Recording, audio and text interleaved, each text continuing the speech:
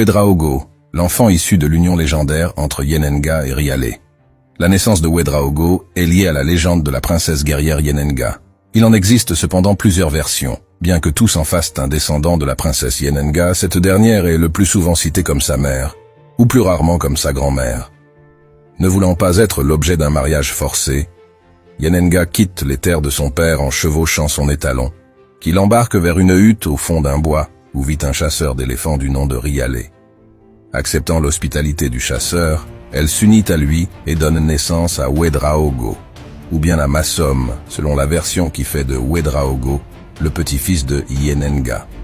Suivant cette dernière version, Massom donne naissance à Ouedraogo avec une jeune femme inconnue et meurt peu après la naissance de son fils. Yenenga apprend à Ouedraogo l'art de l'équitation, de la chasse et de la guerre grâce à l'utilisation de l'arc et du javelot. Riale lui enseigne la chasse aux gros animaux, tels que l'éléphant, le léopard et le lion. Ce double enseignement permet à Ouedraogo de devenir un guerrier accompli.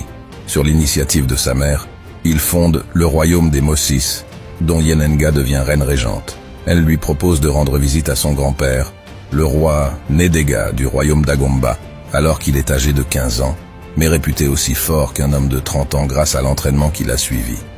Il s'y rend accompagné d'une petite cavalerie. Nedega est si heureux de le voir qu'il lui fournit 50 vaches, 4 chevaux et de nombreux autres cavaliers pour rejoindre son armée.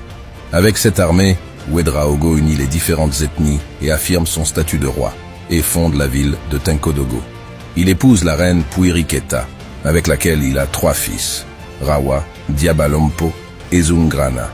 Il meurt d'une flèche reçue à la poitrine durant une bataille contre les Buzanzi. Son fils Zungrana lui succède après sa mort, à la tête du royaume de Tenkodogo.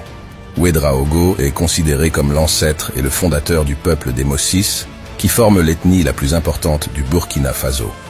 Instigateur d'un empire millénaire, la hiérarchie qu'il a établie ne se serait pas modifiée jusqu'à nos jours. Son nom est aussi l'un des patronymes les plus répandus du Burkina Faso.